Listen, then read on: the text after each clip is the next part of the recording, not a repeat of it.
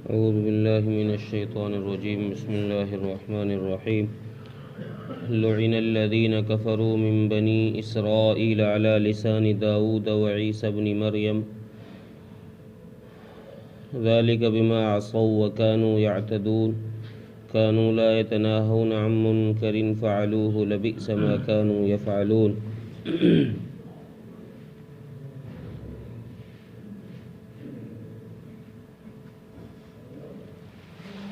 پیچھے اہل کتاب کی سرکشی بیان کی گئی، انبیاء کا جھٹلانا، انبیاء کا قتل کرنا.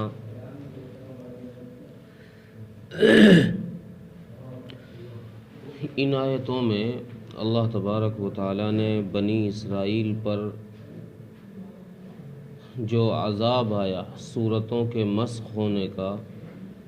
صورتوں کے بدلنے کا، اس کا ذکر یہاں کیا، اور کچھ نبیوں کا بھی ذکر کیا ہے جنہوں نے ان کے لیے بد دعائیں کی ہیں، اور جس سبب سے وہ عذاب آیا ہے اسی سبب کو یہاں ذکر کیا. سب سے پہلے تو اللہ تبارک و تعالیٰ نے ارشاد فرمایا ہے کہ بنی اسرائیل میں سے جو لوگ کافر ہیں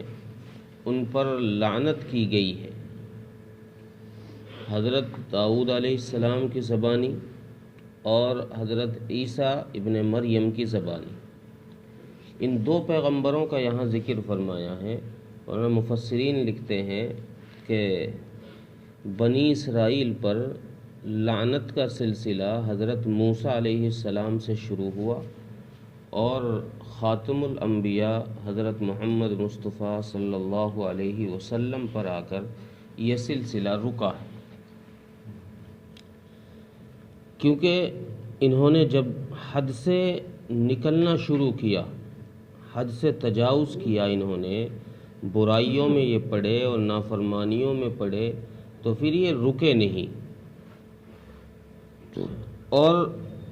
نہ انہوں نے ایک دوسرے کو روکا. اگلی آیت کے اندر اللہ تبارک و تعالیٰ نے اسی بات کا ذکر فرمایا اور اسی وجہ سے ان پر لعنت کی گئی. برائی کرنا برا ہے، لیکن اس برائی کا ساتھ دینا، اس کو نہ روکنا، یہ بڑا جرم ہے. گناہ آدمی کر لے، گناہ انسان کر لیتا ہے تو یہ اس کے مقابلے میں چھوٹا جرم ہے کہ گناہ پر کسی کو روکا نہ جائے قدرت ہونے کے باوجود. بنی اسرائیل کا حال یہی تھا. ایک روایت میں ہے کہ رسول اکرم صلی اللہ علیہ وسلم نے ارشاد فرمایا کہ بنی اسرائیل کے لوگ گناہ کرتے تھے، برائی کرتے تھے، اور جو دوسرے لوگ تھے جو برائی نہیں کرتے تھے وہ ان برائی کرنے والوں کو روکا بھی کرتے تھے. لیکن ان کا حال یہ تھا کہ جیسے شام کو گناہ کیا، شام کو کوئی نافرمانی کا کام، کوئی برائی کا کام کیا، تو شام کو دوسرے لوگوں نے ان سے منع کیا کہ بھئی ایسا مت کرو، یہ کرنا صحیح نہیں ہے، یہ شریعت کے خلاف. لیکن اگلی صبح کو یہی منع کرنے والے لوگ ان لوگوں کے ساتھ جن کو یہ روک رہے تھے برائی کرنے سے، صبح کو ان کے ساتھ ایسے گھلے ملے ہوئے ہوتے ہیں کہ گویا انہوں نے کوئی گناہ کیا ہی نہیں. ان کے ساتھ ایسی دوستی رہتی ہے، اٹھنا بیٹھنا، کھانا پینا، ہنسنا کھیلنا کودنا، ساری چیزیں ان کے ساتھ اس طریقے سے ہوتی ہیں کہ گویا انہوں نے کوئی گناہ کا کام، کوئی برائی کا کام کیا ہی نہیں. اور یہ بات بڑا جرم ہے، گناہ کرنے سے بھی زیادہ بڑا جرم ہے یہ کہ کسی کے ساتھ اس طریقے کا معاملہ کیا جائے کہ اس کو گناہ کرتا ہوا بھی دیکھ لے اور اس کو روکنے کی طاقت بھی ہو اور پھر اس کو نہ روکے، یا پھر روکے بھی لیکن اس کے ساتھ تعلقات جوں کہ تو رکھے، دوستی ایسی ہی باقی رکھے اس کے ساتھ. حضرت ابو بکر صدیق رضی اللہ عنہ کی روایت ہے کہ رسول اکرم صلی اللہ علیہ وسلم نے ارشاد فرمایا، حضرت ابو بکر فرماتے ہیں کہ میں نے خود رسول اللہ صلی اللہ علیہ وسلم کو ارشاد فرماتے ہوئے سنا، آپ فرما رہے تھے کہ جو لوگ گناہ کرتے ہیں، جو لوگ کوئی برائی کرتے ہیں اور کوئی سامنے والا ان کو روکتا نہیں ہے، باوجود یہ کہ ان پر قدرت ہے لیکن پھر بھی ان کے ہاتھ کو نہیں پکڑتا، ان کو گناہ کرنے سے نہیں روکتا، تو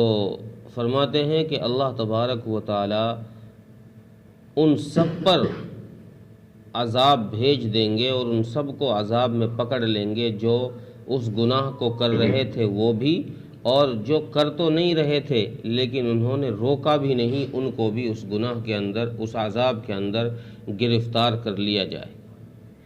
ایسی کئی طرح کی روایات کتب حدیث میں موجود ہیں جن میں رسول اللہ صلی اللہ علیہ وسلم نے ارشاد فرمایا ہے کہ برائی سے روکو۔ ایک حدیث میں ہے من رعا منکم منکرا فلیغیرہ بیدی، کہ جس کو تم برا کرتے ہوئے دیکھو تو اس کے ہاتھ سے روکو، اس کا ہاتھ پکڑو یا اس کو تھپڑ مارو، جیسے وہ رکتا ہو۔ اگر تمہارے پاس اس کی طاقت ہے کہ تم اس کو اپنے ہاتھ کی طاقت سے روک سکتے ہو، چاہے اس کو ہاتھ پکڑ کر ایک طرف ہٹا دو، چاہے اس کو دھمکا کر ہٹا دو، اگر تمہارے پاس یہ طاقت ہے کہ تم اس کو ڈرا دھمکا کر یا مار کر روک سکتے ہو تو روکو۔ فَلْيُغَيِّرْهُ بِيَدِهِ وَمَن لَّمْ يَسْتَطِعْ فَبِلِسَانِهِ، اور اگر اتنی طاقت تمہارے پاس نہیں ہے، اتنی پاور تمہارے پاس نہیں ہے کہ تم اس کو ہاتھ سے روک سکتے ہو، لیکن اتنی پاور تمہارے پاس ہے کہ تم زبان سے تو اس سے کہہ سکتے ہو کہ یہ تو غلط کر رہا ہے، یہ گناہ کا کام کر رہا ہے، یہ برائی کا کام ہے، نافرمانی کا کام ہے، ایسا نہیں کرنا چاہیے، تو تمہیں چاہیے کہ تم زبان سے اس سے کہو، زبان سے اس کو روکو اور زبان سے اس کو غلط کہو۔ لیکن اگر تمہارے پاس اتنی بھی طاقت نہیں ہے کہ تم کسی برے کو برا بھی نہیں کہہ سکتے، اس کی برائی کا ذکر تم نہیں کر سکتے، تو آگے اللہ کے نبی نے فرمایا وَمَن لَّمْ يَسْتَطِعْ فَبِلِسَانِهِ، اگر اتنی طاقت نہیں ہے کہ تم زبان سے نہیں روک سکتے تو پھر اس کو دل کے اندر برا سمجھو، اور فرمایا وَذَلِكَ أَضْعَفُ الْإِيمَانِ، اور یہ ایمان کا سب سے کم درجہ ہے، اس سے نیچے کوئی درجہ ہی نہیں ہے کہ تم کسی برائی کے کرنے والے کو اس کو دل سے بھی برا نہ سمجھو، اور اگر کوئی شخص برائی کے کرنے والے کو بجائے برا سمجھنے کے اسی کے ساتھ دوستی لگا کر رہتا ہے، کھانا اس کے ساتھ، پارٹیاں اس کے ساتھ، کھیلنا اس کے ساتھ، اٹھنا اس کے ساتھ، بیٹھنا اس کے ساتھ، اگر کوئی برائی کرنے والے کے ساتھ ایسی دوستی لگا کر رہتا ہے تو یہ بھی اس کے ساتھ عذاب میں پکڑا جائے گا، چونکہ یہ شریعت کے خلاف کر رہا ہے۔ شریعت کا ادنا درجہ یہ ہے کہ کم سے کم دل سے برا سمجھا جائے، اور جس کو دل سے برا سمجھو گے اس کے ساتھ دوستی نہیں لگاؤ گے۔ بنی اسرائیل پر سورتوں کے مسخ ہونے کا جو عذاب اللہ کا نازل ہوا، اس کی بڑی وجہ مفسرین نے یہی لکھی ہے کہ یہ لوگ نافرمانی تو کرتے ہی تھے، گناہ تو کرتے ہی تھے، لیکن اس گناہ کو کرنے والے جو لوگ تھے ان لوگوں کے ساتھ جو نہ کرنے والے تھے آپس میں دوستیاں گہری تھیں، گناہ کرنے والے بھی اور نہ کرنے والے بھی سب آپس میں ایسے مل جل کر رہتے تھے کہ گویا ان گناہ نہ کرنے والوں کے دل میں ان کی طرف سے کوئی کھٹکا ہی نہیں ہوتا تھا، کوئی ڈر ہی نہیں ہوتا تھا۔ تو اللہ تبارک و تعالیٰ نے جب ان کا یہ حال دیکھا تو حضرت داؤد علیہ السلام کی زبانی ان پر لعنت کی گئی، تو اللہ نے ان کا خنزیر بنا دیا، بعض مفسرین نے فرمایا کہ ان کا سور بنا دیا، اور حضرت عیسیٰ ابن مریم کی زبانی جب ان پر لعنت کی گئی تو اللہ نے ان کو بندر بنا دیا۔ یہ اللہ کی طرف سے ان پر عذاب آیا، اس عذاب کا ذکر اللہ نے ان آیتوں میں فرمایا، اور اب بھی یہاں ذکر اہل کتاب کا ہو رہا ہے، بنی اسرائیل کا ہو رہا ہے، لیکن اللہ کا یہ قرآن قیامت تک کے لیے ہے، مخاطب ہر ایک انسان ہے۔ آج بھی یہی پیغام دیا جا رہا ہے قرآن کے ذریعے سے کہ گناہ کرنے والوں کو سمجھاؤ، ان کو روکو برائی کرنے سے، اور اگر تم ان کو روک نہیں سکتے تو دوستیاں مت لگاؤ، کافروں کے ساتھ، غیروں کے ساتھ گہرے تعلقات، جگری دوست نہ بناؤ کہ میں تو اس کے بغیر کھاؤں گا ہی نہیں، ہمارا تو کھانا بھی ایک ساتھ، سونا بھی ایک ساتھ، اٹھنا بھی ایک ساتھ، میں ایسی گہری دوستیاں نہ لگاؤ۔ ہاں کوئی ضرورت ہے تعلقات کی تو تعلقات قائم کر لو، جان پہچان تمہاری ہے کسی سے، تمہیں کوئی مسئلہ حل کرنا ہے اپنا، تو اس کی وجہ سے تعلقات قائم کرو، لیکن گہری دوستیاں شریعت نے منع کیا ہے کہ ان کو اپنا جگری دوست نہ بناؤ۔ اگر تم جگری دوست بناؤ گے تو چونکہ وہ برائی کے اندر مبتلا ہیں، گناہ کے اندر مبتلا ہیں، جب عذاب ان پر آئے گا تو اس عذاب سے تم بھی نہیں بچ سکو گے، اس کی لپیٹ میں تم بھی آ جاؤ گے۔ اس لیے ان سے دور رہو، اور برائی کرنے والوں کے ساتھ کبھی بھی اپنی دوستی اور تعلقات نہ قائم کرو۔ ترجمہ دیکھیں، لعن الذین کفروا من بنی اسرائیل علی لسان داؤد و عیسی ابن مریم، اور جو لوگ بنی اسرائیل میں سے کافر ہوئے ان پر لعنت کی گئی داؤد اور عیسیٰ ابن مریم علیہم السلام کی زبانی، ذالک بما عصوا وکانوا یعتدون، اور یہ اس وجہ سے ہوا کہ یہ لوگ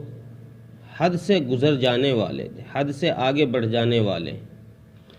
کانوا لا یتناہون عن منکر فعلوہ، اور یہ ایک دوسرے کو برائی کرنے سے نہیں روکتے تھے، لبئس ما کانوا یفعلون، اور یہ بہت ہی برا کام ہے جو یہ کرتے۔